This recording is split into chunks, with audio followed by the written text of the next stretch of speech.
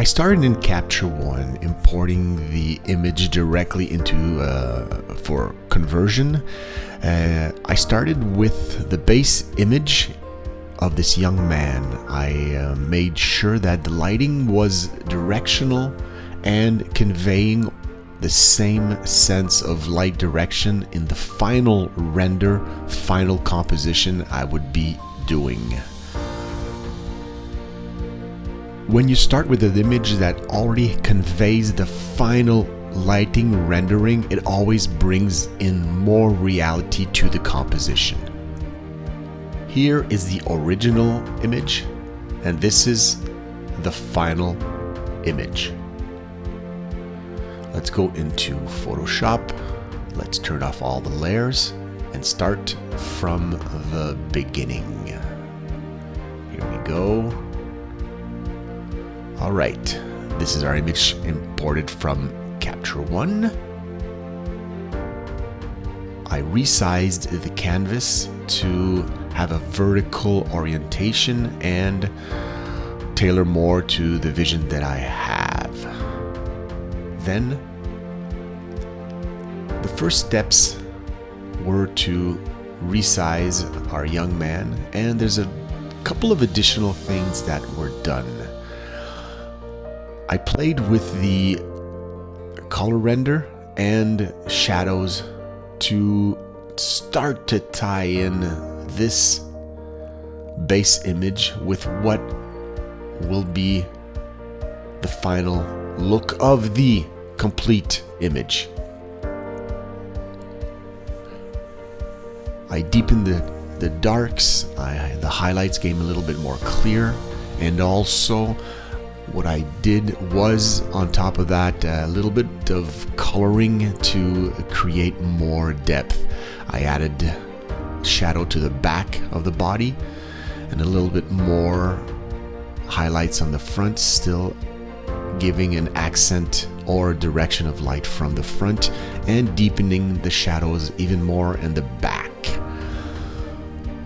Then we are going to bring in, now that we have the young man, I added a mask to start to tie in with the cliff, the grassy cliff. I found a stock image off of Upsplash of a stock image of a cliff, and there too there was some color grading, resizing, of course, definitely, and to make sure that the colors were matching very well with the young man. Some adjustments on levels and curves that were put onto this image, as you can see before and after the curve. And also there's also the shadows that were added to bring in depth and making sure that, again, everything ties into everything else. Then we bring in our young man, and I added, as you can see here, everything starts to look as the same image. Started to add we can still see that he's floating on the grass. I added a mask to mold him into the grass to make sure like he's really sitting on the grass. A mask was added to convey this look of him sitting on the grass. One key element in great Photoshop composition is shadows. Shadows tie everything into each other.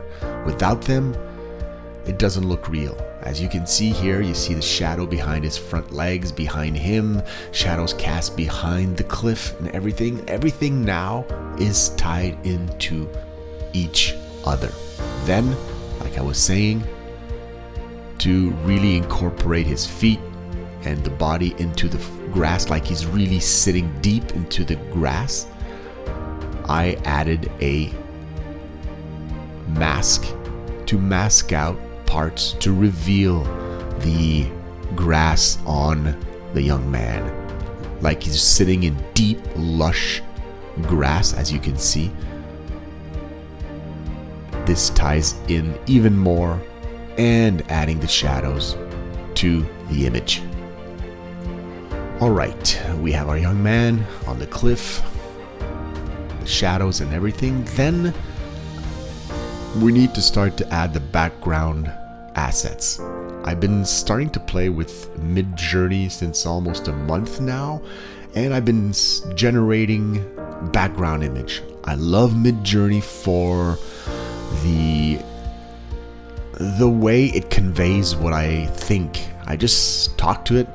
Well, I don't talk to it. I just type out commands like this. I wanted a nebula, and it generated a few images. This wasn't the final image, but this was the first one. I wanted something very organic, something we wouldn't see, but can still maybe be real in the future. There was 2 images that were brought in. This is the first one. What I did, I put it on screen mode, and I played with the opacity to get to where I want with the background. I masked it out a little bit also to just reveal the parts that were important to me in the composition. It gives a comic book surreal kind of look once everything is applied. Then I bring in a second image. There was a second image I generated in Midjourney, again prompting a nebula, and this was it. I flipped it horizontally, and again I applied the same type of adjustments as a previous Midjourney generated image.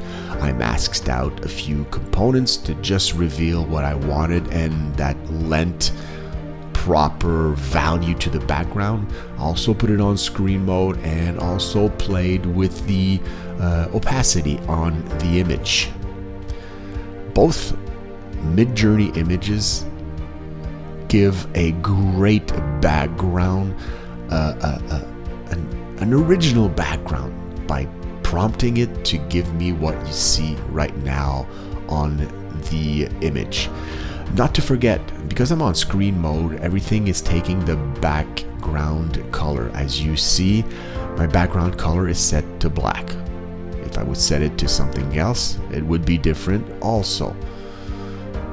Alright, now let's move on to other elements that were added to create depth and create movement in this piece. Okay, let's go. I think we're gonna bring in, yes, we're gonna bring in the first orb. Another image taken from Upsplash. I applied some color grading on it. I applied some levels. Then I duplicated it, changed the color to make sure that it reflected the color of the nebula in the back, because it's closer to it the way it's presented in the image. Then I started to add a gradient to make sure to that planet it matches the same green. Okay, again, the more we add elements on different levels of the viewing plane, it starts to add depth. I added stars. Again, color graded these stars with the environment where I placed it. Green, blue, and a third star also up on top was added right behind one of the nebulas. Again, conveying this feeling of depth, and everything color graded to make sure that it ties into the color scheme of the nebulas in the background, or where I'm trying to incorporate everything. As you can see, the original color and the color of the star once it has been color graded and levels were adjusted, and a curve that is applied. The next step is adding, I added stars in the background. I went to get a dust, I have a dust overlay that I purchased, and I applied it also again behind the young man and the cliff to add again more depth. It's very faint, very light, but it was just adding that element of texture to tie everything in. I just masked out those parts that I didn't need. All right, one great way, and I think the way to do a proper composition, is to add atmosphere. I got this from Richard Rodden for his Nuclei tutorials, talking about atmosphere. And yes, this is something I wasn't doing before, and I always wondered why nothing was tying into each other. This is it. All the atmosphere you add in a composition adds depth, adds elements in between elements, and this is what I did around the orbs, around the planets, the two planets, the red and the green planet, and right behind the young man. Then I added a grunge overlay, also from one of his packs, over everything, like the dust. It just ties everything over. It just adds some texture to the composition, again tying everything into each other, adding atmosphere, adding depth, adding a sense like this is real, this really happened. Then I added this lens flare, gave great light direction. We had already light direction towards the young man from the top right corner, but this lens flare really tied in the lighting of the whole composition. A gradient map was added on top to give this final image. I darkened up the top left and bottom left corner again to concentrate the focus on the top light on the right all the way down to the young man. And this gives the final image of my composition. I'm really happy of how it turned out. I think for me, on my journey in Photoshop composition, it's getting to a point that I'm getting what I'm seeing in my head. In Capture One, I did a little bit of final color grading, and where are the colors? There they are. No, not that one, that one. Did a little bit tiny, eensy weensy bit of color grading just to add to what I did in Photoshop.